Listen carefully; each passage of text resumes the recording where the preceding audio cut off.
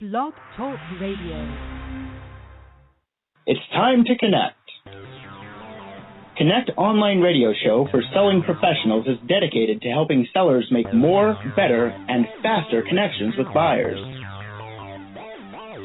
Tune in every week to cut out continuances, put an end to pending, and stop stalling out. You can become the one seller buyers actually want to talk to. And now, here's Deb Calvert, your host on Connect and author of Discover Questions Get You Connected. Hello, everybody. Thanks for being here with us today. I'm Deb Calvert. I am your host on air, your sales coach off the air, and I'm just delighted that you're joining us here on Connect Online Radio for Selling Professionals. This is where we tackle your toughest selling challenges. We do this live every week. And, you know, there's one thing about doing live radio, and that is that when you are in a situation like I am today, it's not always easy. So I'm just going to apologize in advance because I've been losing my voice. It's been spotty.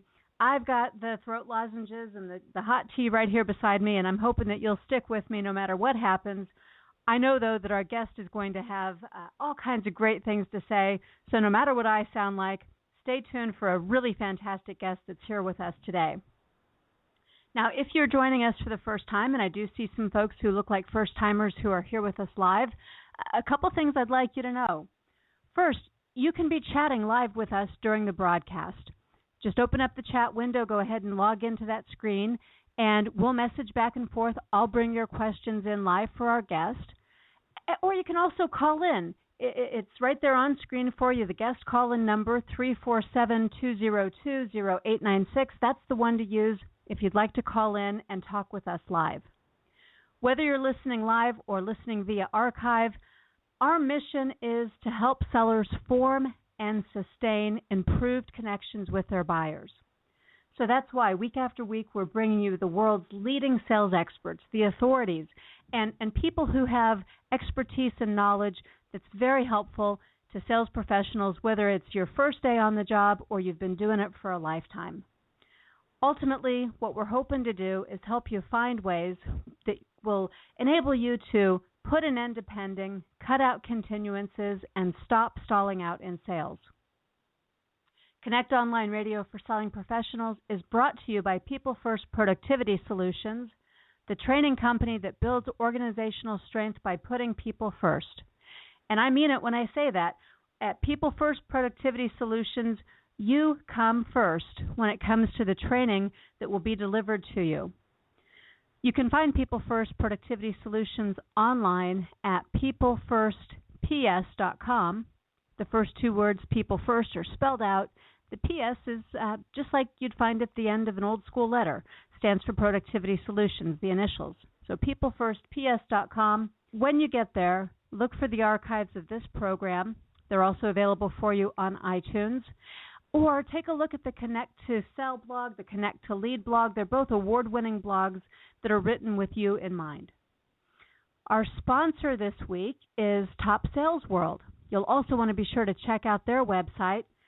Top Sales World is the hypermarket of all things sales. It is the place where you can go to find blogs, videos, podcasts, articles, white papers, research that's being done, just about anything and everything from the global sales community. And they put up new content from the world's sales experts and authorities each weekday all throughout the year. Okay, don't forget, you can interact with me live. You can also be in touch with me at deb.calvert@peoplefirstps.com in between shows. If you are a listener of this show, I am happy to provide you with a little sales coaching, so when you get stuck, do not hesitate to be in touch with me. Now, on to today's hot topic. I am really excited for you to have a chance to hear from our guest today. Let me tell you a little bit about her, and then we'll jump right in to meet her and get started with what she has to tell us about. Our guest today is Lisa Crilly Mallis, and Lisa is a time strategy visionary. She's combining her experience in both secondary education and direct sales with her love of schedules, systems, and all things time management. And she's used all of that to create System Savvy Consulting. Lisa believes that every single person, and that includes every salesperson, deserves the opportunity to live the life of their dreams, feeling in control and bringing balance into their lives. You know, that crazy, I'm so busy feeling? Well, Lisa believes that that doesn't have to be a way of life.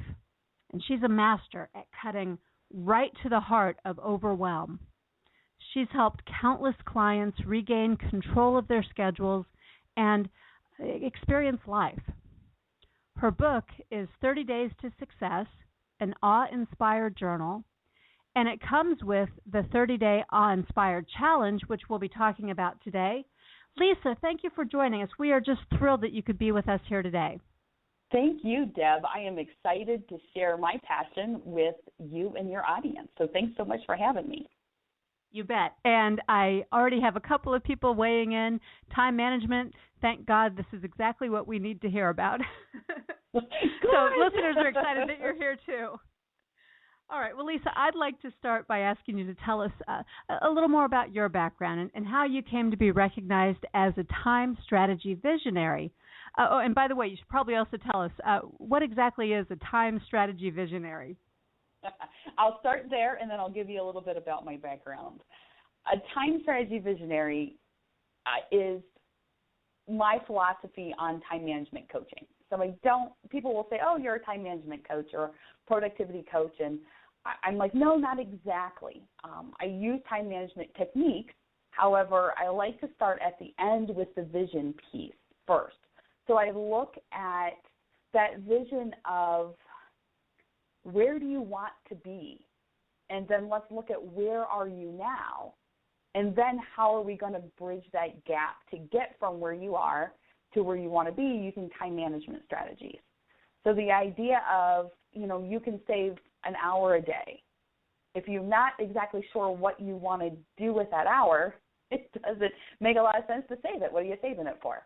It's not, you can't put it in the bank for later. So it's that idea of let's start with the end in mind, to take Stephen Covey's words, and then let's work ourselves all the way backwards on how then do we do that.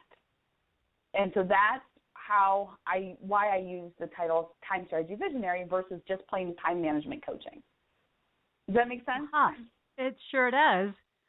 And that's what we're in for, listeners, is how we can be doing things just like that. It's a mindset to some extent, starting with, Lisa, you said right within that, we can't bank that hour. The time that we save isn't really like money that we save. We can't get it back ever. Right. So you want to know what you want to do with it. It's about choice management as well as time management. And so to answer your first question of how did I get into this, I wish I had this story about I woke up and there was this revelation, but there wasn't. It's been a process. It's been a journey, my adult career, leading me to this place, and I'm always thrilled to say that I wouldn't change a minute of it. Everything I've learned along the way brought me to this place with the skills that I need to be the best coach I possibly can for my clients. So I started out in high school education and went from the classroom into administration, and also at the same time was working in a direct selling industry, and found that I was working a lot. And a lot. And so I was almost doing 2 full-time jobs at once. And my health began to suffer. Though I didn't necessarily make that connection, I just figured I just had to work harder and, keep pushing that aside. So didn't sleep as much, didn't eat well, all of those pieces, no exercise. And so I hit a bit of a wall, you could say, with my health, and had to take some time away from working in the school setting to try to get myself back on track. And when I left, I thought, you better figure out what you want to do, because just because you can lay a list out of 40 things and cross them all off doesn't necessarily mean that you're going anywhere. You're going somewhere, you're going there fast, but who in the world knows where you want to go? So I took the time to reevaluate, decide what it was that I wanted, and then proceeded to jump right back into the very same situation and make the very same mistakes all over again. So the second time is when I thought, oh, my goodness, you could keep doing this and going around and around in circles for the rest of your life. This is obviously not healthy, and it can't be the way you want to live. And then at that point, I was forced to really take stock of what am I good at? What do I love to do? What are my skills? And as I was having those internal conversations, people that were in my close circle and even just in that circle of influencers that you kind of run into every once in a while, from those people were asking me, could you help me with this? And could you help me with that? And all of those things came together at the right time for me to realize, wait a minute, not everyone is great at time management. Like you said, the listeners chiming in already. Oh, thank goodness. Because it was a skill for me, I assumed it was a skill for everyone. But it was that piece along with the piece of, wait a minute, there's more than just touch it once type of philosophy. Where is it that you want to be? Because I was really great at touch it once when I was working. I was working a lot, though, and it wasn't great for me. So that's when all of a sudden I started to do some thinking. People around me started to ask me to help them in areas that I loved and excelled at. And I started to examine coaching as a career. So, Lisa, Jay has just asked a very good question right here at the start. Here's what he says. He says, good story. Did you actually quit your job? I think that's the hardest part, is stopping. How did you do it? I quit twice. I had to, and I can laugh now. Trust me, back then, not funny.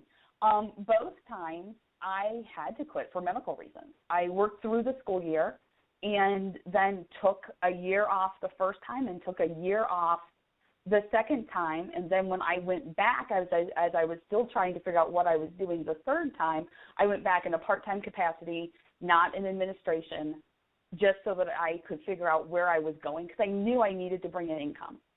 And I knew that I needed to do something that challenged me and that jazzed me, and I just wasn't quite sure what that was. So I still needed a little bit of stability and a cushion, but I knew that it wasn't working in administration 70-plus hours a week. And so it was scary. So tell Jay yes, or hello Jay, yes, it was very scary. And at some point I just had to make that leap. And lucky for me, my husband was exceptionally supportive of that. He just kept saying, I just want you happy. I don't want you home crying. Please just be happy. So I was lucky in that respect. Well, it is a good story, and it's inspirational. So, I'm guessing, this is a pretty safe guess, we don't have one single listener, Lisa, that hasn't felt time pressured or like they're spinning out of control, that they can't manage their own calendar, they're stressed out, can't find that balance. I think this is probably pretty familiar to just about every professional. So, we all have those seasons, right, where we're just overwhelmingly busy. And I also think there's this cultural thing almost that says, well, that's what we're supposed to feel, and we're supposed to do that, and we're just supposed to accept that that's how everybody's doing it. So maybe we ought to tackle the myths, because you did. You broke through some of those myths about how this is just how it's supposed to be. Maybe you'd talk to us about the myths and about how if you accept that chaos, that it can really impact people, especially sales professionals. Absolutely, and I love what you said about being a culture thing. It's almost like that, I'm so busy. Oh, how's it going? Oh, I'm so busy. Oh, I've been doing this. No, I've been doing that. And then all of a sudden you get into this one-up. Well, I know, I'm so busy too. And I had to go to here. And all of a sudden you're like one-upping each other on who's the busiest. But nowhere in there is who's the happiest and who's the most fulfilled and who feels like they're spending the time in the areas that they most want to. And I think that's the big, like we get into that and people will say, oh, it's our culture now. Oh, it's the way it is. Well, no, it's the way that you're choosing to allow it to be for you, I guess is the best way to put that, because it's a choice. Every day you make a choice of how you want to spend your time. And so when we talk about how can this impact you, the first thing that comes to my mind is that feeling of overwhelm. When you're feeling overwhelmed and stressed and you have the weight of the world on your shoulders, you're not making the best decisions in the moment. You're making decisions that are what's hitting you in the face right now. and you're doing the things that are most urgent. And the planning time starts to get eliminated a little bit because you're trying to keep up with everything that's going on, and things start to fall through the cracks. And you feel unprepared when you go to appointments, or you're late for appointments, or you're at the wrong appointment, or whatever that is. And it starts to become, because you're so busy and there's so much going on, the strategic thinking piece is a piece that's to get pushed aside, and the self-care pieces start to get pushed aside. And so then you're not the best you that you can be. Right. Lisa, I'm going to bring Jay's question in here because I actually had the same thought right before he wrote it. But Jay, thank you for asking this, because I frankly wasn't going to be brave enough to. So Jay says, I know this is not supposed to be my own personal therapy session, but if you don't have a fallback income, how do you do the things you're describing? Good question. Great question. And I am not a therapist, and neither do I play one on TV. So you're getting Lisa's version right here. Totally want to make sure I throw that disclaimer out right away. And piece by piece, start to make a plan, make an exit plan from where you are, make an entrance plan to where you want to go. Do the pieces you can. So while I was working part-time, I was able to start looking for what type of clients did I want to work with, who was my ideal customer, what was that avatar, what did that look like, what skills did I need to beef up, did I want a website, if so, how did I want to do that. And so some of those pieces that I needed in order to have a professional business from an outsider looking in, those pieces I was able to put into place while I was working part-time. Had I still been working full-time, still would have been able to do that. It would have taken longer, but still would have been possible. So it's a balancing act until you get to the point where you can take that leap of faith and go. Fantastic. Well, there are some very, very real challenges that sales professionals experience, and I'm wondering if you talk to us a little bit more concretely, when you're working as a time strategy visionary with sales professionals and they begin to make some of the changes that you're describing in terms of how they spend their time, what does it look like? What are some of the outcomes that you see with them? Absolutely, and I'll walk you through a couple client profiles and see if that helps a little bit to make it concrete. I'm a big believer in the concrete, so I'll try to talk as concretely as possible through our hour together. So one of my clients was in the direct sales profession, and she had a great base of customers. She also had a growing unit herself, and so she had a lot more team members, and that was growing. And so what she found was that the way she was capturing information no longer worked because she had so much more information to capture. Her business was growing on both fronts. She was responsible for more people, and her clients needed more from her. And a lot of times when I work with clients, before we start working together, it'll be this process. Oh, I could really use you, and then it kind of falls away. And so for many of them, they'll have the straw that broke the camel's back. And for her, she ran her business out of her home, and her and I happened to be on the phone that day in that middle of that conversation of, oh, I could really use you, but type of conversation. And she's like, someone's at my door. Someone was there for an appointment. She totally did not capture the appointment. It was not in her calendar. She vaguely remembered having the conversation. And so now she's obviously not prepared for the appointment. For her, like later when we talked through this during a coaching call, because that was the straw, we became client and coach shortly after, like within hours of that phone call. But she said, thank goodness she was dressed for the day and not doing whatever. And so for her, capturing information was her biggest obstacle to overcome at the very beginning, because she would receive information by phone, by text, through Facebook, on email, and all these things would be coming in, and she kept them all in her head before. And so then we started to create the strategies of how do you capture all of this? And then once you capture it, how do you figure out when its next step is, and let's figure out the routine that works best for you. And in this situation, for her, it was a matter of keeping it all in the way it came in. So if it came in on voicemail, keeping it there, and then at night she had a checklist and she went through all those pieces and then put them all into her calendar. And again, for clients, it'll be different answers. Problems are similar, solutions are completely different by client. For her, that worked best for her.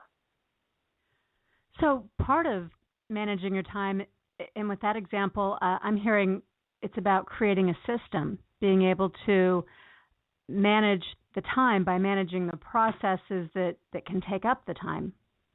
Right. How often is that the case? I would say probably 75% of the time it's a matter of finding a framework or a structure that works for you. So another client, when we're talking about some concrete examples, I had a client who, after our second week of working together, she came back and she said, I've had this huge revelation. I said, what is it? She said, no human could possibly finish everything on my to-do list. It doesn't matter how efficient I am. I'll never get through it. And her and her husband owned a printing business. And she said, it does not matter. I will never get to the end. Now what? And I said, exactly, now what? And so once she could come to that realization that her list is too long, it does not matter how quickly she gets through it, she'll never get through it. And that's where we began to build in some strategic planning time for her on how to what pieces could she delegate out. But it was always that idea of delegation takes so much time. I don't have the time to do it. I know it'll save me time in the long run. And that's that circular thinking. And she never considered strategic planning time anything other than long-term goals for her business. And once she realized strategic planning time was anything for her business that could help her be more efficient, spend less time in the business. I mean, they were working, I don't want to say, like maybe 14, 16 hours a day, 6 days a week, and not keeping their head above water, always feeling behind, always feeling like things were going, were one step from running out of control. And so once she was able to start to reduce the things on her plate, and again, that was a structure and a system. How do we make sure that we keep the planning time sacred? What's the process to delegate? You bring up a good point, because it is in part about being more efficient, but sometimes we focus so much on efficiency that we lose effectiveness. So how do you balance the two? By looking at, my big answer to that is, let's look at the end. What is it that you want, and where do you want to be? And then let's figure out how to get there.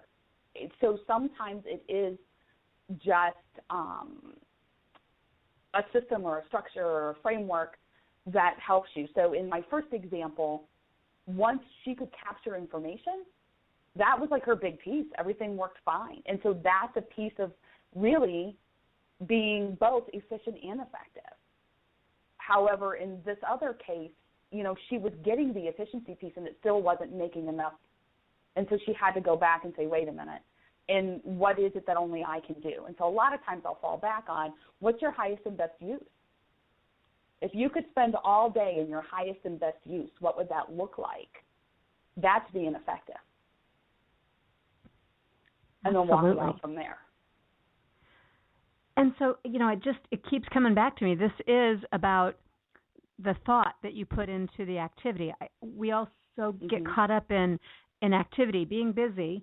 And you said early on, being busy, doing lots and lots of things does not necessarily get you where you're going. So, as I think about those kinds of changes, the mindset, the discipline, the structure, to begin doing things that will advance you toward your end goal, starting at the end, looking at what you want to do ultimately, I think that that's an awareness that many times we just don't pause to reflect on and to accept. So, but your 30-day challenge program, the Awe-Inspired Journal, they are designed to help people move through a period of change. So why don't we use this opportunity to have you tell us a little bit about those tools and then the typical process for developing these habits that make people more effective? Absolutely. So the 30-day challenge was designed as a support system for some of my current clients at the time. They had what they needed. We were finishing up our coaching relationship, but they felt they still needed a little more structure. And so that's where this started to come from. And the journal and the challenge work together to help hit all different learning styles. As an educator and as someone who is a tactile learner, I know I need the ability to write things down. But I know that there are people who do great on receiving verbal information. So the journal, you can go through every single day answering steps. And so when you were speaking about awareness, that's exactly what that builds. You decide, what's my focus for today? What is it I want to do, and what's the structure around how I'm going to make sure that happens? Also, a video that comes into your inbox every day for 30 days, a couple minutes, 2 to 4 minutes, going through the same lesson that you also have in your journal with action steps to move forward. Also, there's a support group on Facebook, a closed group, where people say, this is what happened, this is what I'm doing, what are you thinking, and the connections made, as you know, the connections that can be made on Facebook or any closed community like that are amazing. But it's the idea of what's your goal. In the first couple lessons in the challenge and in the journal, help you define a goal. Because some people in the challenge will choose a goal where they want to change a habit, where others will choose a project they want to complete, or whatever is holding the most weight for them at the moment. And then you work through it step by step. There's places for you to celebrate your progress, because it's so easy to forget that we are on a journey, because we're always so caught up in the destination. As soon as I get there, I'll slow down. But we never define what there is, and so we never slow down. And then we don't even enjoy what we're doing along the way. This helps to do that. It helps to create cues and routines so that at the end of 30 days, you're in a better position to carry on your own, or just go back through and redo the journal again. Whatever framework and structure you need in order to be successful. That makes a lot of sense. And we're getting some great context here. Listeners, I want you to stay tuned because there's more to come after our break. But one more thing before we go into that commercial break, one more thing for context, Lisa. I think it's important for people listening to understand the magnitude of what this can mean for sales professionals. So if you'd give us just one more actual example. You gave us some about when you started working with people, but give us a contrast of before and after someone who came in and did the 30-day challenge, and what happened after they completed it. One of my favorite challengers that I like to brag about the most is someone who came into the challenge. She sells insurance and does well for herself. And she's been selling it for about, I want to say like maybe 15 years or so. And she came into the challenge and she had posted out early, I am going to top my sales from any of my 15 years. This is going to be my best year of 15 years. And then after a week into the challenge, she posted out, I'm changing my goal. I am going to be top of her region. And then she would continually post along the way what was happening. And at the end, she just won an award for being not just her region, but multiple regions combined for insurance. And she posted it out in the group and everything, which was really cool. But the change for her, because I asked her, I had sent her an email, and I said, what are you doing? Like, what is it? What can you attribute all of this to? And she sent me an email back that she had sent to her boss's boss, who had asked her the same question. And she said what she did was she did diligent focus every single day that she knew would lead her to what she had set out as her sales goal. And so she had it broken down into different channels. Some were renewals, some was adding on different policies. Like, she had different channels that she knew she would need a variety of policies in all of these different channels. But every single day she applied focus, pushing in each of those areas, and totally changed her business. Great story. Okay, I think we all want some of that a diligent daily focus that's going to get us to our sales goals. Listeners, and I know some of you have joined us since the beginning, so I ask you just to stay with us. I want to thank you for joining us here on Connect Online Radio for Selling Professionals. I'm Deb Calvert. I'm your host on air and your sales coach off the air, and we are talking with Lisa Mallis. She's the creator of System Savvy Consulting, and she's a time strategy visionary. So far, we've been talking about why and how time management really makes a difference in selling. And on the other side of this break, Lisa's going to be sharing some tips from the 30-day challenge with you just to whet your appetite, because we won't be able to get to all of them. So stay with us and take a listen to this message from our sponsor. Hi, this is Jonathan Farrington. I'm the CEO of Top Sales World, and I'm delighted to introduce TSW to you. TSW is a unique location dedicated exclusively to the profession of sales, and our primary objective from day one has been to redefine the parameters governing sales team performance.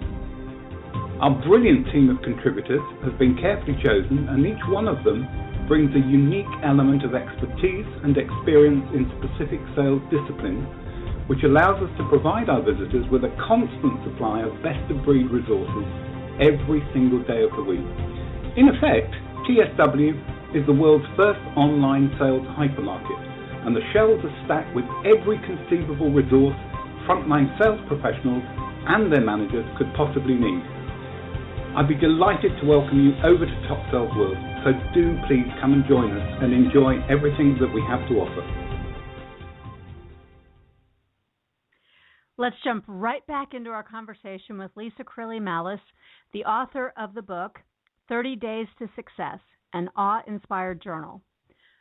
Lisa, what I'd like to do next is talk about some of the tips and techniques that your clients have found to be practical and applicable for making positive changes in the ways they manage their time. So how about sharing with us the strategy and rationale for prioritizing important over urgent?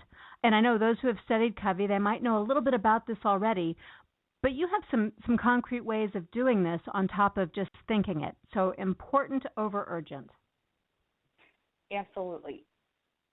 Professionals will get the urgent done. That's why we still have jobs. We'll get whatever that urgent thing is done. But that doesn't necessarily mean that we're working our way and pushing our way towards our goals. We're just reacting versus being proactive. And when Covey lays out his 4 quadrants, quadrant 1 is that urgent and important, and quadrant 2 is the not urgent and important.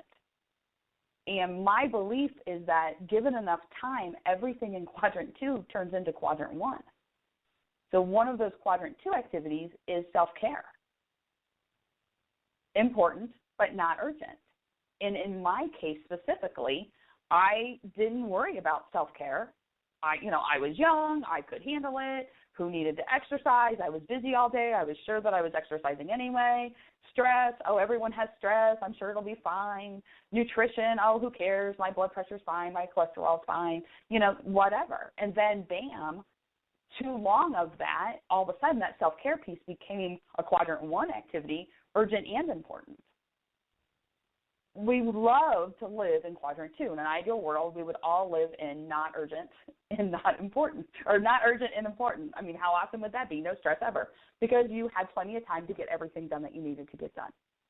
It's difficult to shift from living mostly on the urgent to living mostly in the important. However, if you can at least block out one part of the day every single day of working on a quadrant 2 activity, you can start to tip that balance from I'm so busy to I'm working with diligent focus in the areas that really matter. And so the way that I work with clients to help them get that done is we lay out some steps. And again, everyone is different. Everyone's framework and structure is different. But if you can follow some basic guidelines and then tweak them to fit your personality, there's a much better chance of success than every day trying to throw spaghetti against the wall and hope something sticks. So in this case of prioritizing the urgent over the important, or the important over the urgent, the first thing to do is identify what is it that's important. What's the one? So I just had someone message me on Facebook because I had posted, "It's noon. Have you done your number one most important thing yet today?" And the message I received back was, "I don't even know what that is." And I said, okay, so step one, let's figure out what is it that's that important thing that you want to get done. Is it strategic planning towards sales goal? Is it planning a vacation with your family? Is it exercise or meditation, or what is it? Identify it. It's not urgent. That urgent thing, it will get done. You will make it happen. You're a professional. What's the important thing? Then that second piece, which I'm sure most of your callers, Deb, have heard this before, schedule it. Put it into your calendar with an actual date and time. We do that. I put it in as an appointment because we don't, how often do you miss a doctor's appointment? It's in there. An appointment with your boss, it's in there. An appointment with a client, it's in your calendar, therefore it happens. So it takes it away from one of 50 things on a to-do list to, oh, wait a minute, it's 9:30. This is something that's super important. I need to do this because it's scheduled into my calendar. And I will say, I am unavailable at 9:30. I have an appointment, but I am happy to see you at 10:30. And no one needs to know it's an appointment with myself, but it is. But the third piece that's a little bit different that maybe many of your listeners haven't heard of is the idea of thinking about it as a choice and writing it down. Meaning 9:30 comes, you look at what's scheduled at 9:30, and you decide, are you going to do this or are you going to do something else, and you write it down. So on one hand, for people who procrastinate, that eat the frog idea that Brian Tracy has, it's like, oh, I know if I do the toughest thing first, my day will get better, but man, I don't want to do that toughest thing first. I'll reorganize my files. Writing down, I didn't do this because I didn't want to, it's a lot tougher than just saying, oh, I'm not going to do it and moving on to something else. So it's a choice. And so when you look at 9:30 and you say, this was the time that I had devoted to doing something important, write down, I did it. And this is, and whatever, I felt great, or I did it, and boy, was it hard to eliminate the distractions around me, or I did it, but 9:30, not a great time. I should have scheduled this for 3. Or I didn't do it because a client walked into my office and I needed to see that I chose to see them instead.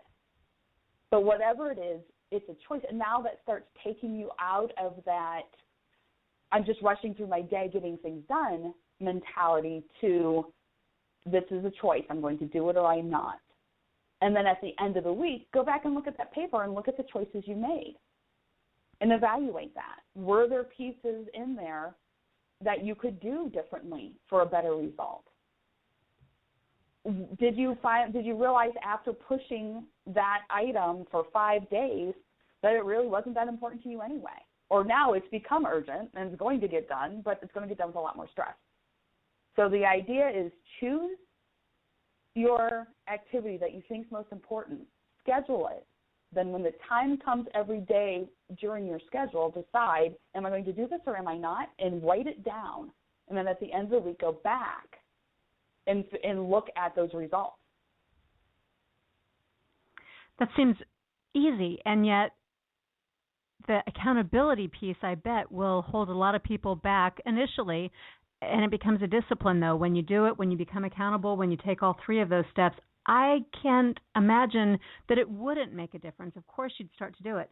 It just occurs to me, we've been using the title of your program, the Awe-Inspired Challenge, and I think we ought to break that down. It goes along with what we're talking about. So AWE is an acronym, AWE, and you're simplifying by giving us 3 steps to achieve a better balance. So how about walking us through that acronym and what those steps are all about? Absolutely. And so I'll use the example we just gave about scheduling something. The A piece is awareness. So it's identifying what is the number one most important thing that you want to accomplish today. It's that awareness piece. Instead of, I'm looking at my to-do list and I'm knocking the things off that are most urgent. or that are easiest or that are whatever. We all have different ways to prioritize, and it all depends on different things. Like there are days where, honestly, I will prioritize and mark off on my list, get out of bed. You know, like it's like, whoo, got that done. I can cross something off today. You know, it just depends on how the day goes. But it's that awareness piece of what's most important for me to do today. Then that second piece, that W, stands for work. And that's the piece of let's schedule that into our calendar. That's the strategy we're going to use. That's the W, the work, is bridging our gap from where we are to where we want to be. Schedule it. And then the other work piece in this example is we're going to write down when we come to that time our choice. Did we do it? Did we not do it? And what's some other data that we can gather from the experience? Then E stands for evaluate.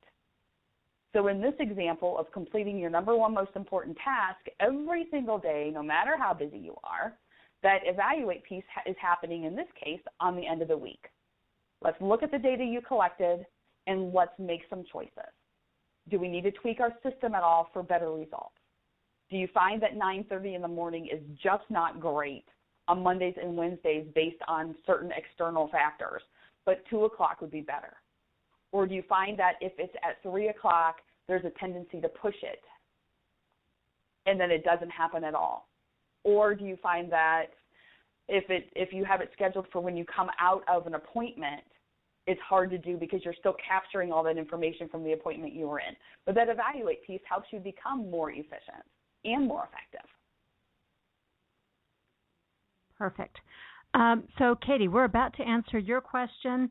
And, Lisa, what I would like you to answer is about the questions. So in the journal, there are some questions. Some of them are pretty thought-provoking. Not all of them are entirely comfortable to answer.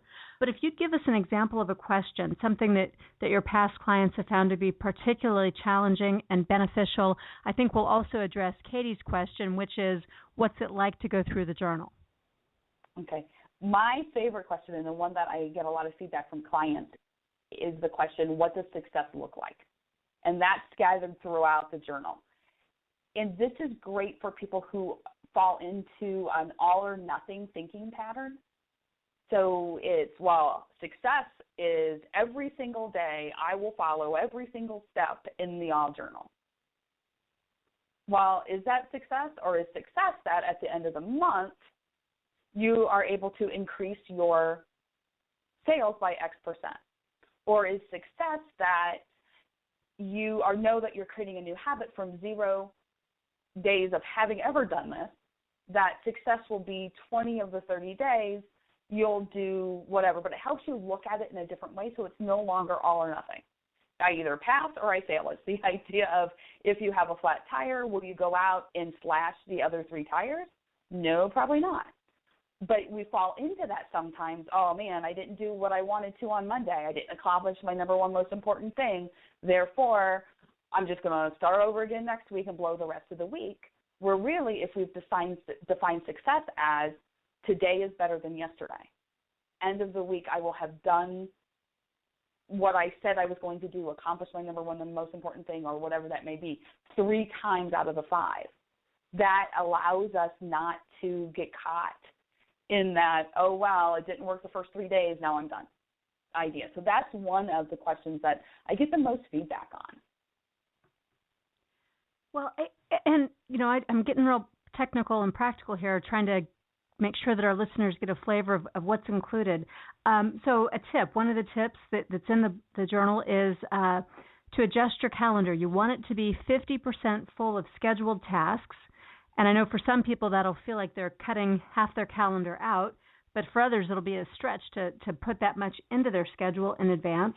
So what's the rationale? What's the thought process and the value of getting to a point where you're 50% scheduled? A big part of that is for the people who have their schedules who are 90% full. So it's the idea of, let's reduce some of that stress around, if my 8 o'clock appointment goes long, my day is shot. If we can schedule 50% of the activities, you then have 50% buffer time to allow you to work on your priorities. If the whole day is scheduled with appointments and meetings and all of that, then when are you doing the maintenance things that you need to do to be successful? the follow-up with clients, the processing of communication, whether it be email or voicemail or whatever pieces you do personally and have not delegated out, the strategic planning and thinking pieces, the adjusting your action steps to meet your goals. So if your day is scheduled more than 50% full, there's a tendency for things to fall through the cracks, for people to arrive late, unprepared, because when is there time to do any of that? You're scheduled so tight. So that's one of those, is to help reduce the overwhelm by reducing now I'm not saying only work half a day at all. I'm not advocating that. I'm advocating only schedule in half your day so that you can react to emerging priorities. What you think is going to be important Monday morning may completely change by Monday afternoon, but if there's no room in your schedule to react to that and to hit that proactively, it's just a scramble constantly to catch up. So then the flip side of that, though, is what about people who don't have anything scheduled? Why would it be advantageous for them to go to 50% scheduled? And again, 50% is a guideline, and it's about finding the balance that works best for you. But I find a lot of my clients who don't have a lot of things scheduled into their calendar are definitely more reactive than proactive. And so to schedule more things in your calendar, you then are working on your goals and your priorities versus reacting to someone else's needs. And depending upon your situation, maybe what your job is that you're a troubleshooter, and so that's what you do, is you react to other people's needs. But for most sales professionals, you have an agenda and a goal, and you know the places and the people that you need to be in contact with, and so having those scheduled, make sure that you hit that purposefully versus getting to like the end of the month and all of a sudden saying, oh, well, got to some of them. Yeah, so we've talked in the past on Connect about personality style and how some people just have preferences for being extremely organized, structured, and scheduled, while others truly prefer, it's just how they're wired, to keep things a little looser, a little more open-ended. So as you're working with all types of sellers, how do you adjust your coaching and your prescription about the 50% mark for your schedule? Trial and error. It probably sounds somewhat discouraging at the beginning of our partnership, but I will say what we devise today will probably not look very much like what we devise or where you're at in a month or 2 months. It's going to be trial and error until we get to see what fits. So we look at, so if I have someone who comes in and is scheduled already in 15-minute blocks all day, I am certainly not going to jump right from there to 50%. And it may not even be 50% that works for them. Maybe it's 75%. But it's a matter, and again, if the whole day scheduled works for them, why would we change it? So it's a matter of looking at what are you doing now and what's working with that and what isn't, and the pieces that aren't quite working, let's adjust it.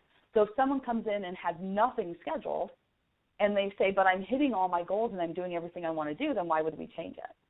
But if they come in with nothing scheduled and say, yeah, I have no idea what I'm doing, I'm running around all over the place trying to figure it out, okay, then let's start scheduling some things in and see where we're at. So that 50% is pretty much of a guideline. I also like for people to front load their week a little heavier than the end of the week to allow time to finish up, because a lot of us hate to transfer things over from a Friday to a Monday. So by front loading the end a little bit heavier, you're able to not have that carryover as much. So it's a trial and error, see where they are and where they want to be, and start to figure out how some of these basic time management principles start to fit for them. Because if it's a struggle, it's not the right system. We have to find a system that works with their personality and with their style and when their work processes are the highest and when they think the best, and like all of those pieces. Now, you also give some tips and techniques that are related to the actual physical workspace. So what's that tie-in between workspace and time management? For some people, out of sight is out of mind, in which case they need a work environment that allows what's important to stay in sight. And for those people, though, the tendency then is for everything to be in sight, in which case nothing is top of mind because it's all lost in the clutter. For other people like myself, I need clear spaces in order to think. If I have papers out or folders out, I'm overwhelmed by the clutter. And so I know I need a clear workspace completely in order to do any higher level thinking. People will fall somewhere along that continuum. And so being able to create the workspace that best supports the way your brain works and your personality works is key to becoming efficient and effective. If you're constantly looking for papers and can't find them, or for information, whether it's digital or in paper form, and can't find it, you're losing time. You're not efficient. If you come into your office and you can't, and you're finding you're struggling to make decisions because you are continually distracted by things on your desk, you're not being efficient. So it's a matter of creating that structure that allows you to be at the top of your game all the time. And again, it's about the individual. Dave writes, thank you for your dignity to every individual. Lisa, wow, our time has flown by here. I want to start moving to some wrap-up here. So one last question before we give listeners some ideas about how to be in touch with you. And listeners, you know that's your cue to be sure to get some paper and a pen so you can write down some good follow-up. But Lisa, this question, it's one I am obligated to ask every single guest at the end of the program. I've promised a longtime listener, Leroy, that I will do this. And the question is, aside from your own books, what is the one book you'd recommend that every sales professional be sure to read? Take the Icky and Scary Out of Sales by Hugh Liddle, Liddle. That is my go-to sales book. I love it. And when you talk about, having the dignity for the individual, his book is filled with scripts and then ways to adapt to fit your personality and your style and who you're talking with. And I love that book. I love him. I love his book. Well, good news, listeners. He's scheduled after the first of the year to be on the program, so you will definitely get to hear more from Hugh. And now you've got a heads up. You could read Take the Icky and Scary Out of Sales before he ever comes on the show. So, Lisa, thanks for the recommendation. Now back to you and your book and your methodology, your challenge. Tell us about how we can find you, follow you, and be in touch with you so we keep learning from you. Absolutely. The best way to be in touch with me, and please do, if you are one of those awesome listeners who are sending in chat questions right now, or who's listening thinking, I wish I had the answer to this question, please reach out. I want to answer those questions. I love it when people listen and let me know they listened. So you can reach me in general through my website, systemsavvy, SAVVY, consulting.com. More information about the challenge is at challenge, AWE, challenge.com. And when you go there and decide that you want to participate in the challenge and use the 30-day journal, in the notes when you click through for that investment piece, put in your notes, I love Deb, and I will throw in an additional 60-minute strategy session that you can use to help bust through any obstacles that you're having. This is only for the first 15 action takers. I'm all about taking action. So the first 15 people who put in I love Deb through the challenge.com website when they join the challenge and invest in the book, they will get a 60-minute strategy session from me. Best discount code ever, the I Love Deb code. I know. Yeah. All right, listeners, so there's the first challenge, right? Go in there, make sure that you log in to and take a look at systemsavvyconsulting.com and awchallenge.com and take a look at what Lisa has to offer. It's incredible. When you decide to move forward with Lisa, as I have no doubt that you will and that you'll benefit by doing, put in I Love Deb, and that'll give you a chance to get some bonus time with Lisa.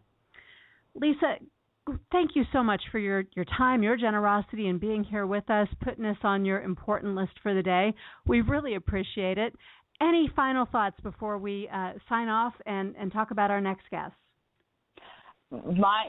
Take action. If there's whatever it is you heard today that resonated with you, take action. If it's find a accountability partner, we talked a little bit about that earlier. Reach out to someone that you know for accountability. If it's, man, I really need to increase, my sales techniques, reach out to Deb so that she can give you some information. If it's, man, wow, time management, jump on, I have a blog that has, 200 articles on it. Jump through, look at some of those. Just reach out, take action somewhere. Otherwise, it was a great hour spent together, but it's not going to impact your life at all. So take action on something you heard today. Perfect. Great advice. Listeners, you know what to do now to take some action. Here's another action item. Be sure and join us again next Saturday because our next guest is a returning visitor. He's back truly by popular demand. You've asked for him to come back, and he has agreed to. We're going to be bringing Andy Paul back to Connect. You'll probably remember Andy, he talked to us before about his first book, Zero Time Selling. And he's just released a new book called Amp Up Your Sales. And frankly, I love that book. I love it even more than I love Zero Time Selling. So I know we're going to have a great conversation with Andy. That book, his new one, Amp Up Your Sales, is all about powerful strategies that will move your customers to make fast, favorable decisions. And this time around, I do have to let you know, Andy's time with us will be in the form of a pre-recorded interview, but we will be airing the interview at our regularly scheduled time. So that's next week, November 15, from 9 to 10 a.m. Pacific time, right here on Connect Online Radio for Selling Professionals. In the meantime, don't forget to go check out SystemSavvyConsulting.com and AWE Challenge, that's AWE Challenge.com. Take a look at Lisa's blogs. Be sure to connect with her on social media. And when you decide to take some action, to take some positive, proactive steps forward so you get a better handle on time management, don't forget to use the I Love Deb code so she knows that you heard first about the AWE Challenge here on Connect Online Radio. While you're at it, while you're online, come into People First Productivity Solutions, the People First PS website, or go to our iTunes store. You'll find it under the word Connect. And in either place, you can download past programs. That is a fantastic way to fill up your drive time in between sales calls or to set up some lunch and learns with your sales team.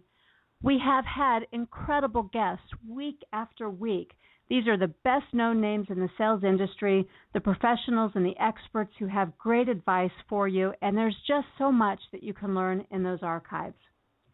You'll want to be sure to also bookmark topsalesworld.com and visit there frequently for content from the world's leading sales experts and authorities. It is getting updated in there every single weekday, and it's all neatly organized for you in the library so you can go in and access exactly what you need all in one place. Listeners, thank you for joining us for this episode of Connect Online Radio for Selling Professionals, where we help you connect with your buyers as you learn how to cut out continuances, put an end to pending, and stop stalling out in sales.